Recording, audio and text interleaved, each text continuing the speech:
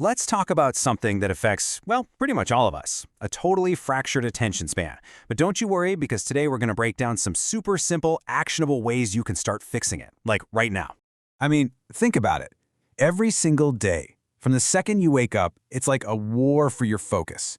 You've got notifications, endless feeds, constant pings. They are all literally designed to pull you away from what actually matters. But the good news is, we have a battle plan. And it's not some huge, impossible solution. Nope, it's a collection of 17 small, totally manageable habits. And that's the key word right there. Micro. These are not massive life overhauls. They are tiny little adjustments you can start making today to literally reclaim your ability to concentrate. Okay, so let's dive right in by tackling what is, for sure, the hardest part of any task. Just getting started. You know that feeling, right? The urge to get distracted is at its absolute peak right before you start something new. So this rule is your secret weapon. Just tell yourself, okay, 5 minutes, that's it.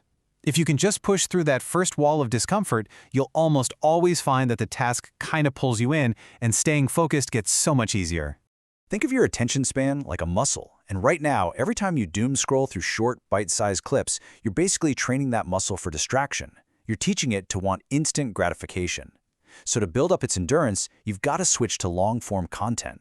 This stuff actively retrains your brain to stick with one thing for a longer period of time. And here's a really cool, simple way you can turn your downtime into a focus workout. By turning off the subtitles, you force your brain to engage more deeply with what's happening. You can't just passively let it wash over you. You have to actively follow along. All right, let's move on and cackle the main villain in this whole story. You know exactly what I'm talking about. The damn phone. Okay, these are the absolute fundamentals. Charging your phone outside the bedroom? It stops that mindless late-night scrolling that just wrecks your sleep and focus. And hey, use your phone's own tools against it. Set time limits for those apps that suck you in. And be ruthless with your notifications. If it's not a real person trying to reach you, it probably doesn't need to ping you. Now, this gives us a super practical game plan for when you really need to get some deep work done. The gold standard, obviously, is to get the temptation out of the room entirely. But you know what? Even the bronze standard, just flipping it face down so the screen can't light up, that creates a simple barrier that makes a huge difference. You know, willpower is totally overrated. Real focus isn't about gritting your teeth and forcing yourself to concentrate. It's about designing an environment, both outside and inside your head, where focus is just the natural, easy thing to do. This might sound a little counterintuitive, but training yourself to focus in a busier place can actually make you way more resilient to distractions everywhere else. Plus, there's a kind of gentle social pressure, you know? When you're around other people who are also working, it just kind of nudges you to stay on task yourself. Okay, this is so important. That urge to pick up your phone, most of the time it has nothing to do with the phone itself. It's an escape hatch. You're not really reaching for Instagram, you're running away from a feeling. Boredom, anxiety, or maybe that fear that your work just isn't good enough. So, the next time you feel that pull, don't just give in. Just pause. Ask yourself, what am I actually feeling right now? Is it insecurity? Is it boredom? Give it a name. Then, just for a second, let yourself feel it. You'll find out that the feeling won't actually kill you. And by sitting with it, you teach your brain that discomfort isn't an emergency you have to escape from immediately. We tend to think of focus as like a software problem, something wrong with our brain's programming. But here's the thing, that software can't run properly if the hardware it's on is failing.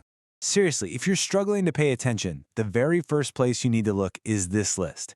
I know, it's the boring stuff, but it is everything. If you aren't sleeping well, or you're eating junk, or you're feeling disconnected from people, no productivity hack on earth is going to fix your focus. You're just leaving points on the table. All right, let's talk about the final and maybe the most overlooked tool for building a crazy powerful attention span. Humans are just hardwired to want to see progress. It's why video games are so addictive, right? You can see that little experience bar filling up. Well, you can apply that to anything. Track your word count, your sales calls, the pages you've read.